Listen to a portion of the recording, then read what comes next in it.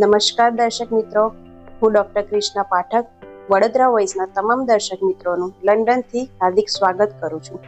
આજે તારીખ 8 માર્ચ એટલે વિશ્વ મહિલા દિવસ. વિશ્વ મહિલા દિવસ તરીકે તમામ મહિલાઓને ખૂબ ખૂબ શુભકામના. તો દર્શક મિત્રો, શ્રી સોહનલાલ દ્વિવેદીની એક ખૂબ જ સરસ કવિતા છે, જેમ કે લહેરો સે ડરકર નૌકા પાર નહીં હોતી, कोशिश करने वालों की कभी हार नहीं होती. असफलता एक चुनौती है, स्वीकार करो. असफलता एक चुनौती है, स्वीकार करो. कहाँ कमी रह जाए देखो और सुधार करो. जब तक सफल ना हो तुम, नींद चैन की त्यागो तुम. जब तक सफल ना हो, नींद चैन की त्यागो तुम. संघर्षों का मैदान छोड़कर मत भागो तुम. कुछ किए बिना जय जयकार नहीं होती. कुछ किए बिना जय जयकार नहीं होती. कोशिश करने वालों की कभी हार नहीं होती. कोशिश करने वालों की कभी हार नहीं होती. તો દર્શક મિત્રો, આજે વિશ્વ મહિલા દિવસ તરીકે આપણે એક એવી મહિલા, એવી પ્રતિભા સાથે વાતચીત કરવા જઈ રહ્યા છે કે જેઓની જન્મભૂમિથી લઈને કર્મભૂમિ એટલે કે કેન્યાથી લઈને લંડન વચ્ચેની સંઘર્ષભરી સફર અને એમને કેવી રીતના જીવનની સામે સંઘર્ષનો સામનો કર્યો એ વિશે આપણે વાતચીત કરીશું, જેઓનું નામ છે રંજનબેન શાહ. તો આપણે રંજનબેન પાસેથી જાણીશું કે એમના જીવનમાં કેવો સમય, કપરા સમયમાં એ હાલમાં જે પોઝિશન ઉપર છે, હાલમાં જે અસ્તિત્વ ધરાવે છે, તો એમની પાસેથી જ આપણે વાર્તાલાપ કરીશું. તો દર્શક મિત્રો, આપની સામે રંજનબેન શાહ ઉપસ્થિત છે. તો આપણે એમની સાથે જાણીશું કે એમના જીવનનો સફર કેવો રહ્યો, કેન્યાથી લઈને લંડનનો. તો રંજનબેન, આપનો વડોદરા વોઇસમાં ખૂબ ખૂબ સ્વાગત છે. વિશ્વ મહિલા દિવસ તરીકે આપને ખૂબ ખૂબ શુભકામના. તો રંજનબેન, આપ જણાવશો આપનો ટૂંકો પરિચય? જય શ્રી કૃષ્ણ બધાને. મારું નામ રંજન શાહ છે. મારો જન્મ કેન્યામાં થયો હતો અને ત્યાં 10 વર્ષ સુધી રહ્યા હતા અને પછી ઇન્ડિયા જવું પડ્યું હતું બિકોઝ મારા ફાધરને સારું નહોતું, એટલા માટે. પછી ઇન્ડિયામાં 8 વર્ષ ભણીને બ્રિટિશ પાસપોર્ટ હતો, એટલા માટે ડિસાઈડ કર્યું કે લંડન જાય. એટલે ત્યાં હું લંડન આવી અને મારા કાકાના ઘરે રહી. ત્યાં નસીબદાર બહુ હતી કે મને તરત જ કામ મળી ગયું હતું બેંકમાં અને 1 વર્ષ ત્યાં કામ કરી. તો રંજનબેન, આપે જણાવ્યું કે કેન્યાથી તમે ઇન્ડિયા આવ્યા અને ઇન્ડિયાથી પાછા લંડન આવ્યા. તો કેન્યાથી ઇન્ડિયા અને ઇન્ડિયાથી લંડન, તો આપ એકલા આવ્યા હતા કે સહપરિવાર સાથે આવેલા? હું એકલી જ આવી હતી, કારણ કે બ્રિટિશ પાસપોર્ટ હતો એટલે અમારા માટે આવવા માટે સહેલું હતું ત્યારે. અને અહીંયા આવીને 1 વર્ષ કાકા સાથે રહી હતી અને પછી મેં સિટીમાં જોબ ગોતી લીધો હતો, એટલે મારે ત્યાંથી પછી જુદું થવું પડ્યું હતું. અને સિટીમાં જોબ કરતાં ત્યારે મને એમ થયું કે હજી મારે વધારે મહેનત કરવી જોશે, એટલા માટે મેં બીજો જોબ ગોતી લીધો હતો. એટલે સવારના 9 થી 5 ઓફિસમાં હતું અને પછી ઘરે આવીને 6 થી 10 વાઇનની ફેક્ટરીમાં હતું. સો ત્યારે ખૂબ જ મહેનત કરી હતી. તો રંજનબેન, આપે જણાવ્યું કે હું એક જ સાથે 2 જોબ કરતી હતી. તો એક જોબ પૂરી કરીને બીજી જોબ ઉપર પહોંચું અને એ સમયમાં સ્નોફોલ અને આપે જણાવ્યું કે વાઇનની ફેક્ટરીમાં આપ જોબ કરતા હતા. તો આપણે જાણીએ છીએ કે આપણા સમાજમાં વાઇનને અડકવું પણ આપણાને ગમતું નથી. તો એ સમય તમારો કેવો હતો, એ જણાવશો? સો બે જોબ કરવા સવારના 7 વાગ્યા નીકળી જતી અને સિટીમાં જોબ 9 થી 5 હતો. સો 5 વાગે ત્યાંથી ફિનિશ કરી અને લગભગ 5:30 ઘરે આવી જાઓ અને આવીને ચેન્જ કરીને પછી વાઇનની ફેક્ટરીમાં જાય. એટલું બહુ જ ડિફિકલ્ટ હતું ત્યારે, પણ મજબૂરી એ હતી કે પૈસા બનાવવા જ હતા.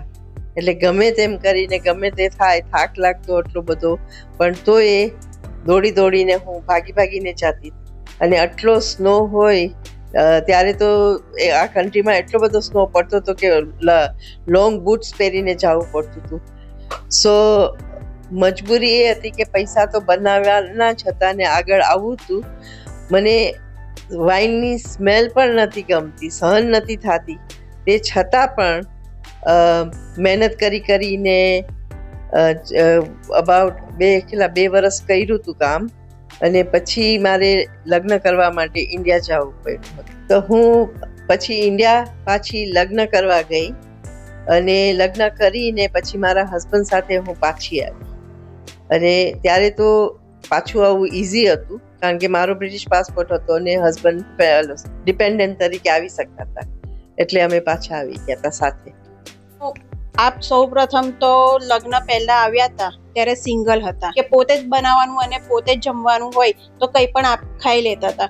પણ લગ્ન કરીને હસબન્ડ સાથે આવું અને ઘર ચલાવવું, જેમ કે ઘર પણ સંભાળવું અને જોબ પણ સંભાળવી, તો એ કેવી રીતના તમારો સમય હતો ને કેવી રીતના મેનેજ કરતા હતા? સો પાછા આવીને અમે એક રૂમ ભાડે લીધું હતું, કારણ કે ત્યારે તો અફોર્ડ થાય એવું નહોતું, લઈ શકાય એવું નહોતું ઘર. એટલે અમે 1 વર્ષ એક રૂમમાં જ કાઢ્યું, અને ભાડે રહેતા હતા ત્યાંય તમારે બધાનું જે એ લોકો રહેતા હોય એના સાથે શેર કરવાનું હોય, ખાવાનું ઘરે આવીને ખાવાનું બનાવવાનું હોય, સવારે કામે જવાનું હોય. એટલે લગ્ન પહેલાની લાઈફ અને લગ્ન પછીની લાઈફ આખી ચેન્જ થવા માંડી હતી. સો લગ્ન પહેલાની લાઈફ તો આખી જુદી જ હતી, કે એકલી હતી એટલે હું ગમે તે ખાઈ લઉં, ગમે તે બનાવું ના બનાવું ચાલે. પણ લગ્ન પછી હસબન્ડે કામે લાગી ગયા એટલે 2 જણા માટે ખાવાનું બનાવવું પડે, એટલે ઘરે આવીને રસોઈ કરવાની, બીજી બધી વસ્તુ કરવાની હોય, કપડાં ધોવાના હોય, આ તે.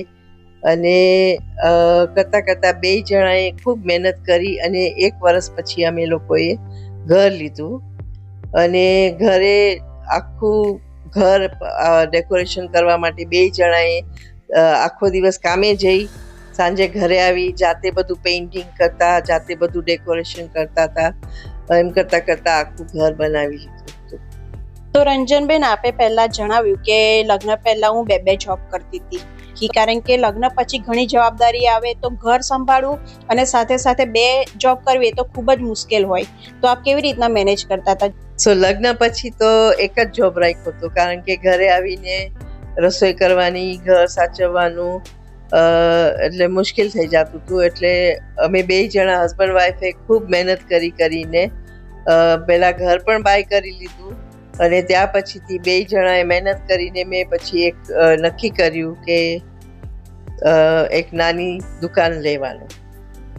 સો સૌથી પહેલી મારી જે નાની દુકાન હતી એ સ્ટેશનની અંદર હતી, એટલે સવારના 7 વાગ્યામાં જવું પડે. એટલે સવારના 5 વાગે ઉઠીને અડધી રસોઈ કરી લેવાની, છોકરાઓનું કરવાનું, હસબન્ડનું ટિફિન કરવાનું, બધું કરવાનું, અને 7 વાગે જઈને દુકાન ખોલવાની. પછી આખો દિવસ દુકાન ચલાવી, સાંજે 5 વાગે બંધ કરીને પાછું આવવાનું, આવીને રસોઈ કરવાની. કરતા લગભગ 3 વર્ષ ચલાવીને પછી મેં પોસ્ટ ઓફિસ બાય કરી. પોસ્ટ ઓફિસમાં તો આખો દિવસ સવારના 9 થી 5 સુધી હોય, પણ સવારના વહેલું ઉઠી છોકરાઓને સ્કૂલનો માટે તૈયાર કરવાનું, અને રસોઈ કરી રાખવાની, અને પાછું હસબન્ડનું બધું કરવાનું. કરતા લગભગ 10 વર્ષ ચલાવી.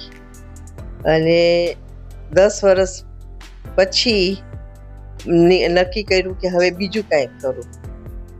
તો ત્યાં પછી મેં બિઝનેસ આખું ચેન્જ કરી નાખ્યું, અને હું ડ્રાય ક્લિનિંગનું બિઝનેસમાં આવી ગઈ. પહેલા એક શોપ લીધી ડ્રાય ક્લિનિંગની,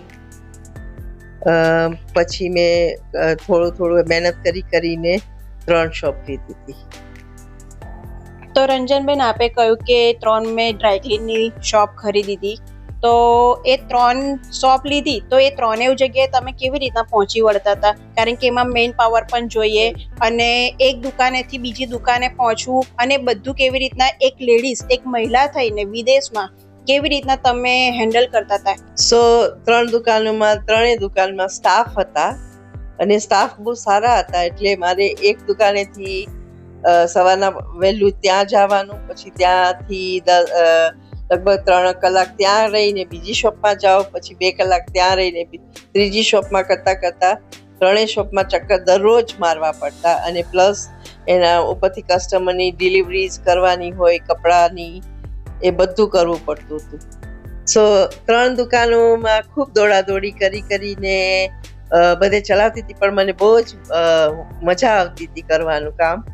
અને એમાં પછી મારી જે પોસ્ટ ઓફિસ હતી એ મારે કાઢવી પડી હતી, કારણ કે ગવર્મેન્ટ બધી પોસ્ટ ઓફિસ બંધ કરવા માંડ્યા હતા, એટલા માટે પોસ્ટ ઓફિસને મેં કાઢી નાખી. પણ મેં 3 ડ્રાય ક્લિનિંગ દુકાન 20 વર્ષ ચલાવી. પછી 20 વર્ષ પછી મને એમ થયું કે હવે થોડુંક કામ ઓછું કરી નાખવું, એટલે મેં 3 દુકાન વેચી નાખી. અને ઘરે બેસીને મને કાંઈ પણ કરવાની મરજી નથી થતી પહેલા થોડોક ટાઈમ, પણ પછી એક ફ્રેન્ડ સાથે બિઝનેસ ચાલુ કર્યું, અને એ ફ્રેન્ડની 40 વર્ષની ફ્રેન્ડશીપમાં ખૂબ ભરોસો કર્યો હતો. પણ બદકિસ્મતી એ હતી કે એ લોકોના પેટમાં દગો હતો, અને મારી પાસે કેવી રીતના સાઇન કરાવીને એ લોકોએ આખું બિઝનેસ પોતાના નામે કરી નાખ્યું, અને એમાં મેં પૈસા એ ખૂબ ગુમાવ્યા હતા. બટ ભગવાન ઉપર ખૂબ જ ભરોસો હતો. ઇન ધ મીન ટાઈમ ભગવાન પાસે પ્રાર્થના બહુ જ કરતી હતી કે આટલી બધી તકલીફમાંથી પણ ગમે તેમ કરીને હું નીકળી જઈશ.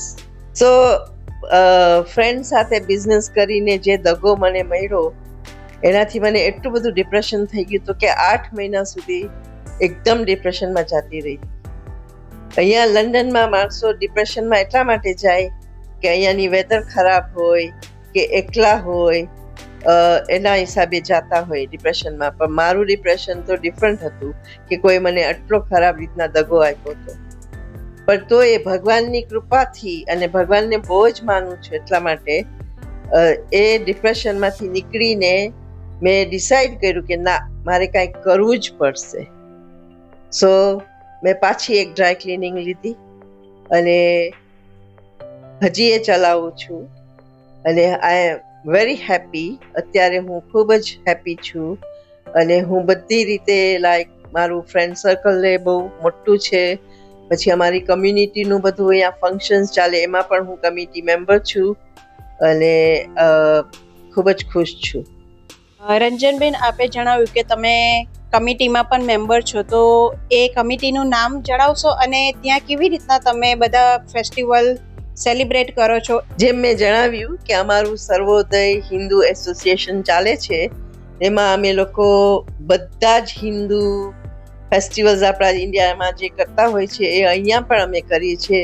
મહાશિવરાત્રી, હોળી, પછી રામનવમી આવશે, જલારામ બાપાનું હોય, હનુમાન ચાલીસા, એ બધું કરીએ છીએ. અને એવરી થર્સડેના, એવરી ગુરુવારના અમે ભજન કરીએ છીએ. બધી જાતના ફેસ્ટિવલ્સ ફોલો કરતા હોય છે. નવરાત્રિના 10 દિવસ ગરબા કરીને પછી દિવાળી ઉજવીએ, ગણપતિનો પ્રોગ્રામ કરવાનો, એ બધું અમે વિદેશમાં રહીને પણ હજી ચાલુ રાખ્યું છે. અને મહત્વની વાત તો એ છે કે અમારી સંસ્થાની સાથે અમારે અહીંયા લેડીઝના ગ્રુપ્સ બનાવ્યા છે, જેમાં ડિસેબલ લેડીઝ હોય છે, એલ્ડરલી પીપલ હોય છે, એલ્ડરલી લેડીઝ હોય છે. એના અમે મહિનામાં એકવાર બધા ભેગા થઈ બધા જુદી જુદી જાતના પ્રોગ્રામ્સ કરીએ છીએ. અને એની સાથે અમે નાના છોકરાઓને પણ હવે ક્લાસીસ ચાલુ કર્યા છે, જેમાં એ લોકોને આપણું રિલિજિયસ બધું શીખવાડવાનું હોય છે. અને એની સાથે બીજા ક્લાસીસ, ગુજરાતી ક્લાસીસ બી ચાલુ હોય છે. એટલે કહેવાનો મતલબ એ છે કે અમે લંડનમાં રહીને પણ હજી અહીંયા આપણી ઇન્ડિયાની સંસ્કૃતિ ચાલુ જ રાખી છે. તો રંજનબેન સાથે ખૂબ જ સરસ વાત થઈ. કહેવાય છે ને કે અડગ મનના માનવીને હિમાલય પણ નડતો નથી. એવી જ રીતના વિદેશમાં રહીને એક મહિલા આટલું બધું સ્ટ્રગલ કરીને, સંઘર્ષ કરીને, 2 જોબમાંથી 3 દુકાનમાંથી પાછા એ ડિપ્રેશનમાં આવ્યા, અને ડિપ્રેશનમાં આવીને પણ પાછા ઊભા થયા, અને આખરે એમને એક ડ્રાયક્લીનની દુકાન ઊભી કરી, અને હાલમાં તેઓ એક ડ્રાયક્લીનની દુકાન પોતે એકલા ચલાવે છે, અને સાથે સાથે સર્વોદય હિન્દુ ફાઉન્ડેશનના પણ કમિટીમાં છે અને સાથે સાથે સહેલી ગ્રુપમાં પણ એ આગવું પ્રભુત્વ ધરાવે છે. અને એ સાથે સાથે રંજનબેન, આપ છેલ્લું આપ જણાવશો કે આ બધું કરવામાં આપને મોટિવેશન શેમાંથી મળતું હતું અને આપની પાછળ કોનો ખૂબ સપોર્ટ હતો? સૌથી વધારે તો મારા મધરે બહુ જ સપોર્ટ આપ્યો છે, પણ એની સાથે હું કહીશ કે મારા હસબન્ડનો પણ સાથ બહુ હતો અને મારા ચિલ્ડ્રનનો બી સાથ બહુ છે. એટલે હજી સુધી પ્રોપર સપોર્ટ બધામાંથી મળે છે અને હું પોતે પણ ભગવાનનો તો આભાર માનું છું, તો પણ ગમે તે કરીએ પણ આઈ થિંક તમને ભગવાન ઉપર ભરોસો હોય તો તમે ગમે તે કરી શકો છો. ખૂબ ખૂબ આભાર રંજનબેન. તો રંજનબેન, આજના વિશ્વ મહિલા દિવસ નિમિત્તે આપ સૌ મહિલાને વડોદરા વોઇસ દ્વારા શું સંદેશો આપવા માંગશો? તે આજના ઇન્ટરનેશનલ વિમેન્સ ડે ના બધી લેડીઝને મારા તરફથી શુભકામના. જય હિન્દ. ખૂબ ખૂબ આભાર રંજનબેન. તો દર્શક મિત્રો, આ સાથે સાથે મારા તરફથી અને વડોદરા વોઇસ તરફથી તમામ મહિલાઓને વિશ્વ મહિલા દિવસ નિમિત્તે ખૂબ ખૂબ શુભકામના. નારી શક્તિને આપણે ખૂબ જ આગળ વધાવીએ. અને આ સાથે હું રજા લઉં છું. લંડનથી doctor Krishna Pathak, Vadodara voice, London.